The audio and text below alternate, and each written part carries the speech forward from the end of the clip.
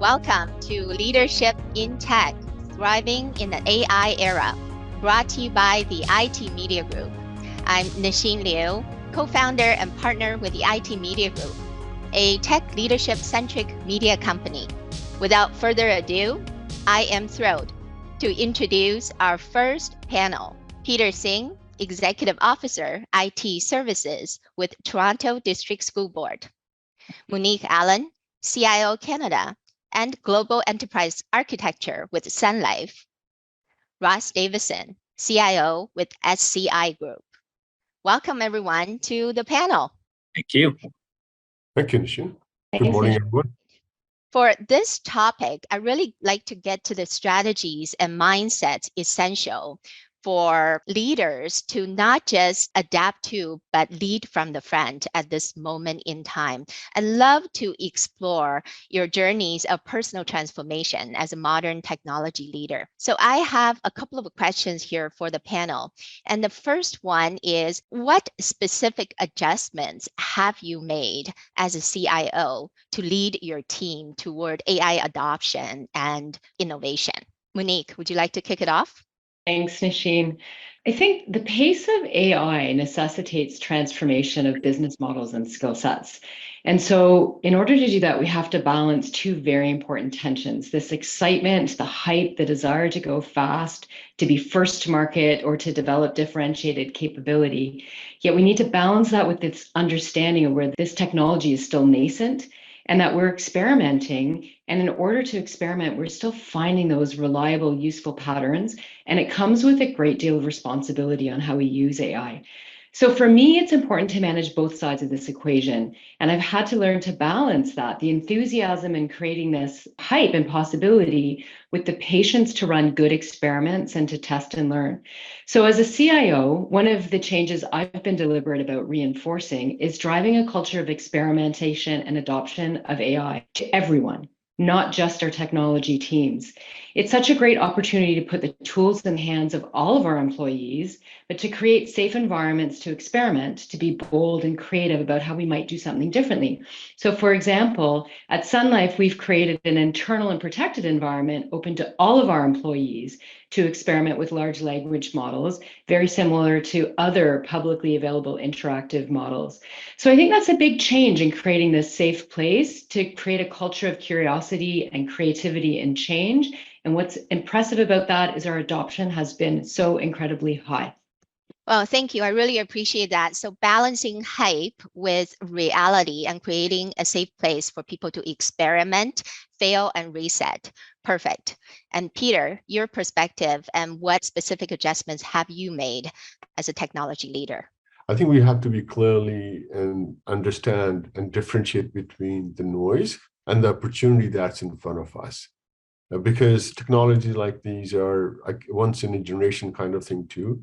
On academic side, I haven't seen academic folks really get excited about a technology like this for the last 20 plus years. Last time I remember excitement was about when iPads came into classroom space. But since then, this is one piece of technology, then everyone is excited about it. So with that noise, I think there's a huge opportunity for us leaders of what's possible. And from my own perspective, I've been on a path saying I need to continue to learn and listen, and also explore what others are doing in their own spaces also, and how will they be relevant to our teaching and learning space itself too. And I believe that we don't have to run from an IT perspective. We don't have to run this alone. Just bring other key partners in your organization on board to co-facilitate, co-run this overall AI strategy in your shop. I believe you need to, or we all together need to engage all individuals from different verticals and teams, and also bring clarity to what does the organization want from platforms like AI? What is the outcomes we're after? I think that clarity is extremely important. And at the end of the day, it doesn't matter where we land. We also have to define our own readiness. And to me, readiness you have for every other new technology, you still have to apply some of those logic. And at the end of the day, your security, and also in my own head, selecting the right LLMs. There's so much noise out there, and to understand what is very relevant for your own particular shop You have to have a clarity about the LLMs too, and how they were all trained out there in the field. And to me, that has been my own learning. Say, how can I continue to grow and bring that to my own team so we can actually endeavor at some of the things. I like Monique's model around, we need to take some risk and try it. And can we actually do that in a walled environment? I really loved your stakeholder engagement and alignment piece, and really figuring out the real opportunities from the noise and focusing on the technology fundamentals to get it right, to optimize the condition for AI. And Ross, moving on to you, 90 seconds or less, please. What's your perspective and specific adjustments you have to make?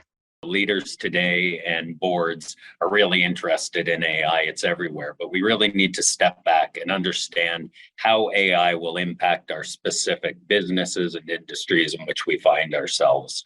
We need to embrace this technology to gain a competitive advantage, but really understand how we will do that. And it's about building that right operational and governance framework so that we can embrace AI effectively and prepare for the significant changes it'll bring for us. Thank you for that key point of having the operational and governance framework.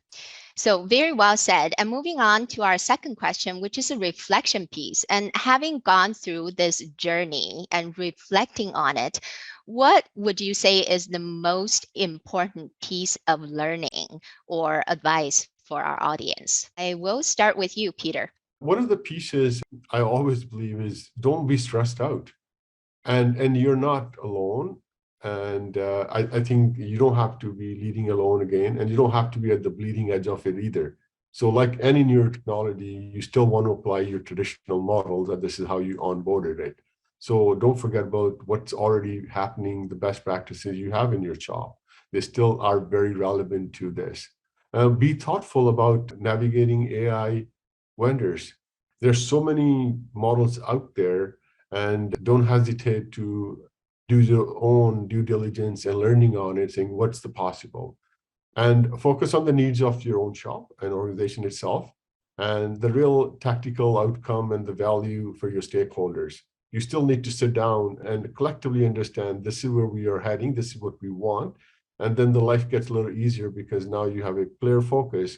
What is possible as you onboard AI into your environment itself too? We are in teaching and learning, and AI is not here to replace the teachers. It's not going to replace your workers. It's here to help and speed up some of the things. Whatever strategy you might have, you've been running with it. Now this will speed up and augment. And the tools are really powerful for saving time personally and saving time for your entire team and entire organization to do more quality work.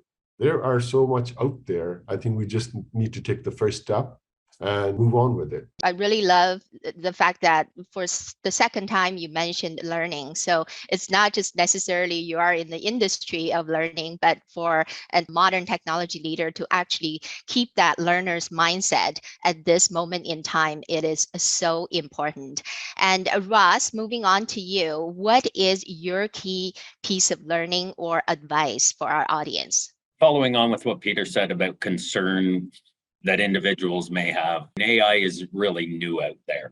And we have to understand, how do we fit it into our already existing cultures in our organizations so that we can create that AI-ready culture while not changing that people culture that we may have. It's about building that broader ecosystem of partners out there, looking for nuggets of what others may be doing so that we can bring those into our own industry. Again, because it is so new, how does it best fit with each of us? We need to look for guidance from our industry peers and those other industries so that we can take it forward effectively. And we have to realize that we need to reduce any risk of trying to be first out of the gate, again, because it is so new and the opportunity is so broad. I think that's one of the reasons why we're here today, is to share best practices with our peers. And Monique, I'm going to have you wrap it up. One key piece of learning and advice. I'd say to build is in becoming a learning and adopting a teaching mindset. I'm so inspired by where our ideas are coming from. And so bringing everyone in your organization along for the journey in every role and at every level is so important. So find a way to create those low risk ways and opportunities for hands-on play. Like these are the moments that are truly enabling digital transformation in organizations. So in doing that, we're going to find out what works. We're going to find out what doesn't work so well. We'll fail, but I'd like to call that learning instead. So we're going to learn, and we'll be building organization-wide cultures of creativity, sharing ideas, and finding out how these, new technologies can be useful. And we're making great time as well. And we have time to entertain one audience question. We have a question: how do I kickstart a Gen AI pilot in my organization? Who would like to take this one on? I'm looking at very simple things, like some people who might be thinking that, oh, should we go there or not? I said, just do simple co-pilot effort. Just bring something on board and try. What does it work? I mean, we all are in meetings. Do you need somebody to even take minutes and things like that one? Can you just eliminate that one? Try co-pilot with it. By the time you're done, within a few seconds, you have your action items ready to go. You move on. So I think you got to try something and then see what value it has for you and your practice. And you just move from here and you will grow. Monique, does that align with your perspective? So many of our partners in the ecosystem have these tools available to us. So find a way that you can use. Copilot is such an easy way that you can do that, and try anything just to experiment and get that hands-on learning. Perfect. Thank you so much. Unfortunately, that's all the time we have for this panel. And again, if your questions didn't get answered, I apologize, but please do connect with the speakers on LinkedIn to keep the conversations going. My appreciations to all of you, Monique, Peter, and Ross, for joining us and sharing your perspective.